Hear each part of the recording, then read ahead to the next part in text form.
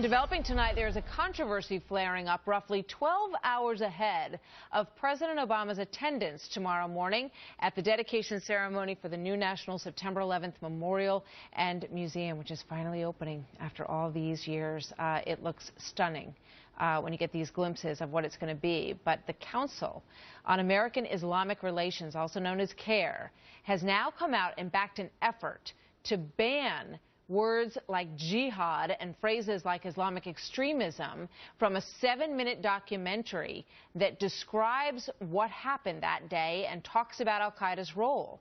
The museum is standing firm, though, and they have released a partial transcript of the 7-minute film.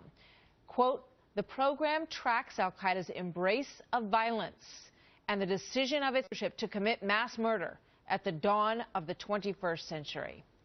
Dr. Zuhdi Jasser is founder and president of the American Islamic Forum for Democracy and a former lieutenant commander in the U.S. Navy. Dr. welcome. Good to speak to you again. Thanks for being here tonight. It's nice to be with you, Martha. Thanks for having me.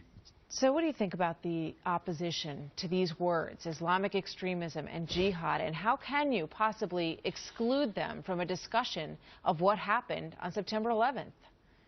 Martha, I just can't tell you how frustrating this is. And seriously, we're still having this conversation over 13 years since 9/11, after the Arab awakening, when we see Islamist movements spreading from Pakistan to Saudi Arabia to Egypt, that took over a government with the Brotherhood in Egypt, with millions and millions part of that movement, with radicalism from Hamas to al-Qaeda to Boko Haram. And yet these groups, what they're trying to do is enact blasphemy laws in America. Why? For two reasons. Number one, the nonviolent Islamists were very upset with al-Qaeda in 9/11 because it outed their motives to spread supremacist Islam into the West and prevent reform, and outed what they wanted against liberalism in the West. Secondly, is they want to suppress the voice of moderates, reformers like myself and other Muslims who really are working against Islamism, doing jihads against jihad, and we can't reform unless we use the language they use. So by suppressing the language, they then prevent the reform and say, well, we wash our hands, no problem here, move along. Al-Qaeda came out of thin air. It didn't come out of political Islam. Yeah, I mean, I'm not sure how they can, legitimately make an argument that there's a separation between Al-Qaeda and a religious fanaticism, and in this case, an Islamic religious fanaticism or radicalism, right?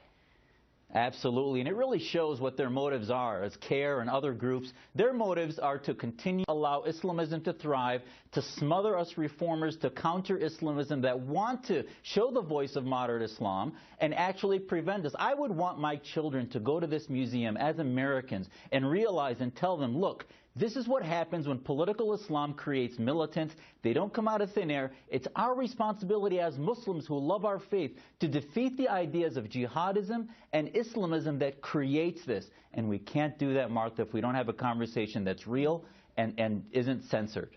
And you make a great point about Boko Haram, and the girls, the schoolgirls that have been kidnapped and taken. I mean, there's a direct connection between the violence that has happened to them because they're wearing, they've been asked to convert, and they're wearing Muslim garb that they weren't wearing when they were kidnapped. I mean, you cannot, everyone understands that there are many peace-loving Muslims across the world, but to say that there's no connection to religion in these acts is to, as you point out, to not understand the underlying issue that needs to be dealt with.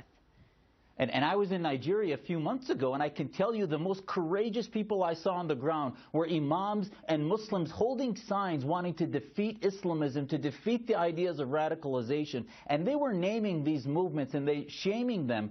And that's how they were spreading moderation, interfaith work on the ground. That can only be done with a real honest approach by Muslims, not by this denial, and especially in the lap of liberty in America, and especially at ground zero, where this museum is going to remind Americans forever when we were attacked on our soil, and really the greatest battle in the 21st century, that we as Americans should be taking sides within the House of Islam against the Islamists, and not just sort of washing our hands and forgetting about it. It's worth noting that the museum stuck to their original plan, and they left the language as is, and we'll see what the president has to say and how he speaks about all of this when he's there tomorrow morning at 10 o'clock Eastern time. Doctor, thank you very much. Always good to speak with you. Anytime.